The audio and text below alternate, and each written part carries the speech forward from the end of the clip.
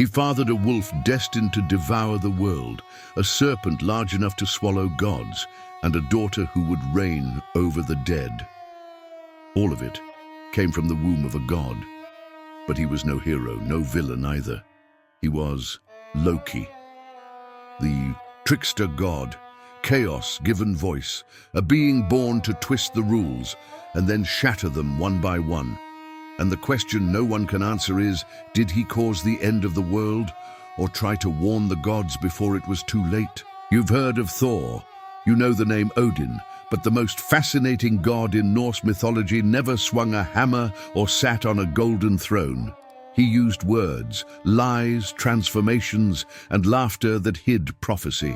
Long before he tricked the gods, Loki was already a mystery. He wasn't born in Asgard, the realm of the gods.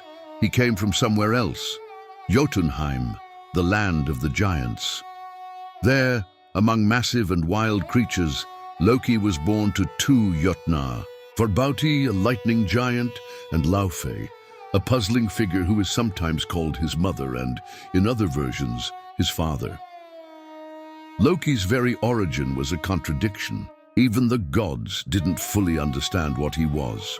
Unlike other giants, Loki was quick, clever, and charming. While the Jotnar relied on brute force, he relied on sharp thinking and a sharper tongue. From a young age, Loki realized he could get more with a well-timed lie than with 1,000 weapons. His gift for deception made him dangerous, but also useful. And that's how he crossed paths with the gods of Asgard. It's not clear when Loki joined the gods in a circle, but he quickly became close to Odin, the All-Father. It's said they made a blood pact, becoming sworn brothers. Not out of friendship, but for mutual gain. Odin saw Loki as a valuable asset, someone who could do what no one else dared. Despite being a giant by blood, Loki was accepted in Asgard. But he never fully belonged. He was always on the edge of their trust, and they were always on the edge of theirs. He moved through the halls of the gods like a shadow with a smiling face. He joined their feasts, their battles, even their heroic quests, but always with a secret plan in the back of his mind. Loki wasn't just a god of lies. He was also a master of shape-shifting. He could become a fish, a horse, a woman, a bird, anything he wished. This ability gave him an edge in almost every situation, and he knew it. But every transformation carried something with it. A trick, a trap, or a joke. From the very beginning, Loki showed he didn't follow the same rules as the others. He played his own game, changed the board, and made everyone else guess what would happen next. While Thor trained to rule, Loki watched, learned, and schemed. His first move came when Odin, old and weary, announced that a new king would soon be chosen. Thor was the obvious favorite, but Loki knew his brother wasn't ready. Not yet. So he created chaos. Using his illusion powers, Loki secretly allowed a few frost giants into Asgard's vaults. Just a few. Enough to scare the court, enough to discredit Odin's security, enough to stop Thor's coronation. It worked. Thor, enraged, defied Odin and stormed into Jotunheim with his friends. He nearly caused a war and was banished to Midgard. And there was Loki, alone in Asgard, with the throne within reach. But that wasn't enough. He didn't just want to be the successor. He wanted to be the savior. So he went to Laufey, king of the frost giants, and proposed a secret alliance. Let them enter Asgard, then Loki would kill them before Odin's eyes, becoming a hero. But that wasn't all. The final step? Kill Laufey and kill Odin. No witnesses, no rivals, but Loki didn't count on one thing. Thor would return, and he did. In the middle of the battle between Asgardians and giants, Thor faced his brother. Hammer versus magic, strength versus cunning. And when it ended, Loki fell. Literally, he let himself fall into the cosmic void, casting himself far from Asgard. But this wasn't the end. It was the beginning of something much, much greater. Loki was trapped between worlds for an unknown amount of time. No ground, no sky, no walls, just the void. At first, he screamed. Then he stopped. His throat stopped responding. There was no sound there, no cold, no heat. Nothing changed. He started, walking even without a floor. He moved as if it was possible to leave, and eventually he noticed there were things there. Shadows that didn't come from light, shapes that looked alive but didn't speak. They only watched. These creatures, ancient and deformed, slowly approached Loki. They didn't attack, they just stood still, as if waiting. When Loki tried to use magic to push them away, they absorbed it. When he tried to hit them, his hand passed through their bodies like thick smoke. That's when he understood those entities weren't ordinary beings. They didn't follow the rules of the gods of Asgard. They existed by another logic, and they were interested in him.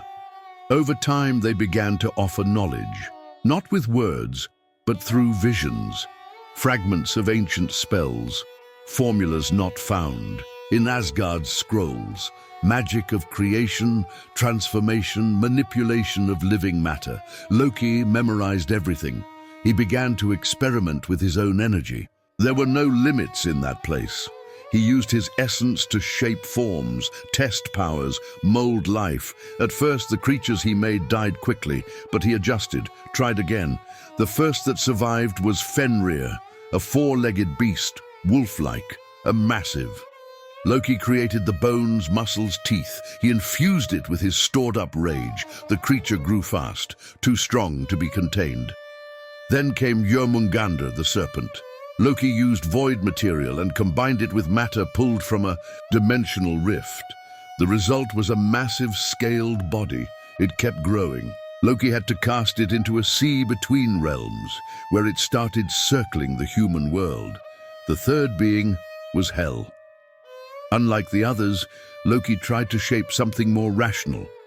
He made a female body, split in half, one side made of living, of flesh, the other of dead tissue.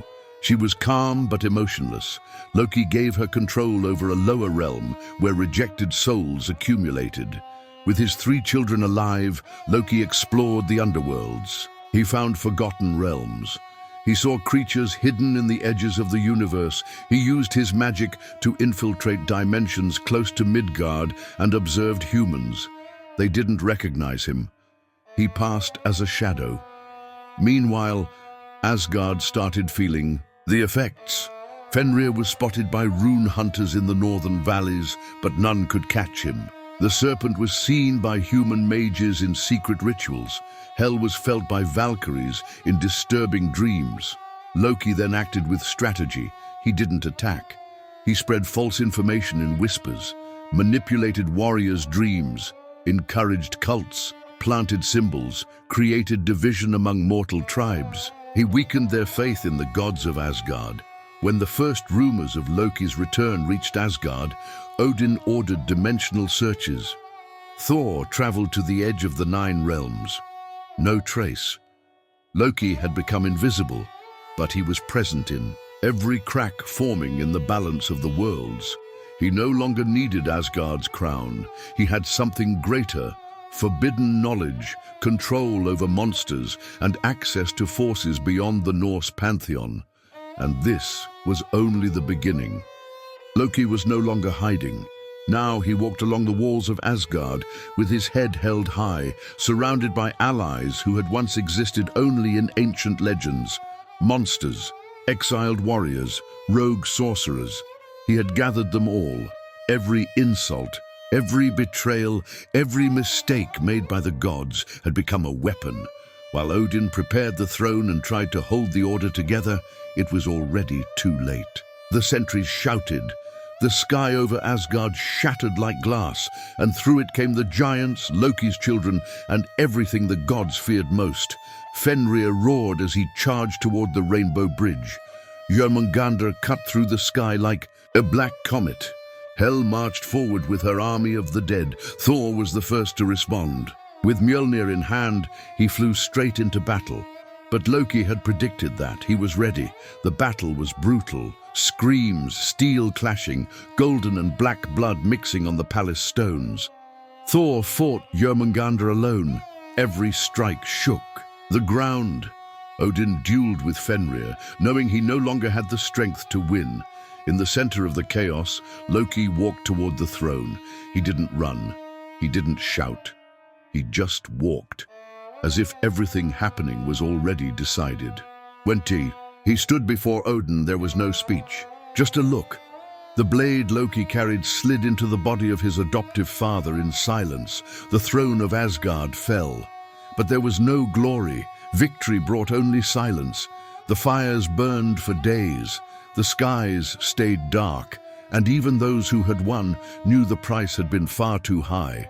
Asgard was in ruins. The palace burned. The bridges were shattered. The remaining gods hid in the shadows of stone corridors, unsure if the war was over or just beginning. Loki, now seated on the throne, stared into the emptiness before him. There was no cheering crowd, no applause, only smoke, blood, and ashes, but he knew this wasn't the end. Thor was still alive. Thunder cracked the sky, the ground shook, the doors of the royal hall burst open. Thor entered, his body covered in wounds. Mjolnir clenched tightly in his hand. He didn't come to talk, he came to finish it. The fight between the two brothers was unlike any before. No words, no honor, just two warriors fighting for what was left. Hammer versus daggers, strength versus cunning. Loki used every trick, clones, illusions, swift movements, but Thor knew them all. He had seen them before, and now he didn't hesitate. The battle moved through the palace columns, across ruined stairs, along the shattered walls. Neither held back. Every blow answered years of pain, envy, love, and betrayal. In the end, both were on their knees, bloodied and exhausted. Loki tried to rise first, but Thor was faster. The hammer fell. Its sound echoed across Asgard, but Thor didn't kill. He only looked at his fallen brother. Loki laughed, weak, but real. For the first time in ages, he looked at peace. Thor turned and walked away. Loki remained there, among the ruins of what was once an empire. The god of mischief had won and lost. But he knew one thing. Of all the stories the gods would tell in the ages to come, his would never be forgotten.